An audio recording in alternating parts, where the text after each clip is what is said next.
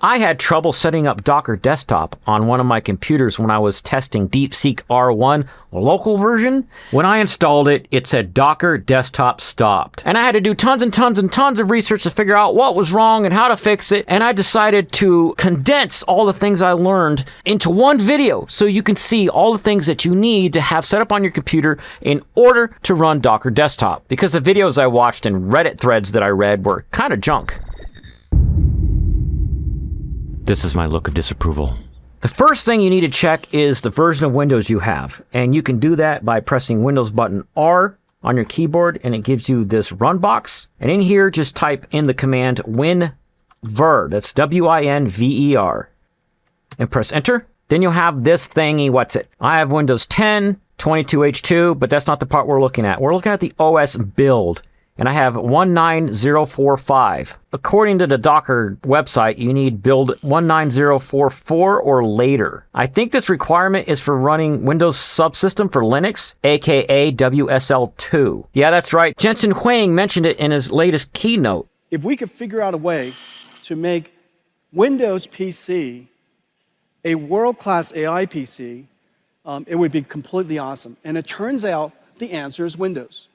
It's Windows WSL2. And he said this is what they plan on using for their AI stuff now. But guess what? You do not need an NVIDIA GPU to run Docker Desktop, or in the case of why I installed it was to run DeepSeek R1. You just need a CPU and RAM. I did a full video on how to run DeepSeek R1, the local version, privately on your own computer, or any other LLM that Ollama supports, with the option to use it in the command line or in a web browser with Docker Desktop as the web host on your local network. You can click the card above or find a link in the descripto what's it box below. All right, now I'm going to show you a menu in Windows called Add or Remove Windows Features. And there's a few things in there you have to have turned on. All right, I actually have my virtual machine of Windows 11 running while recording this because you can just type features in the Windows 10 start menu, but if you do that in the Windows 11 start menu, it won't show it.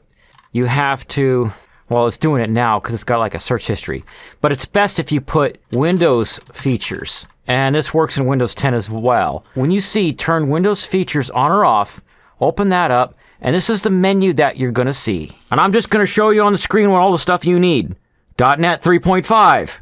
Hyper-V is optional for some advanced users that may use that feature. Virtual machine platform needs to be enabled. Windows Subsystem for Linux needs to be enabled. Now, if any of these were unchecked, you can go ahead and check the ones you want and then hit OK, and it will install them. After they're installed, restart the computer. What actually was hanging me up on my computer is that you have to enable virtualization in your motherboard BIOS settings. For most Intel motherboards, the setting is called Intel Virtualization Technology. For AMD motherboards, you're most likely going to have to turn on both SVM and CMS. I spent hours of my life trying to figure stuff out, and I kept getting these two mixed up, but it turned out that on at least two of my motherboards, I needed them both turned on. This first one is basically enabling the use of virtual machines on your computer, and the second one is a security setting. I did a video with my son a few years ago regarding getting into the BIOS and turning this setting on because we needed virtualization for something on my computer.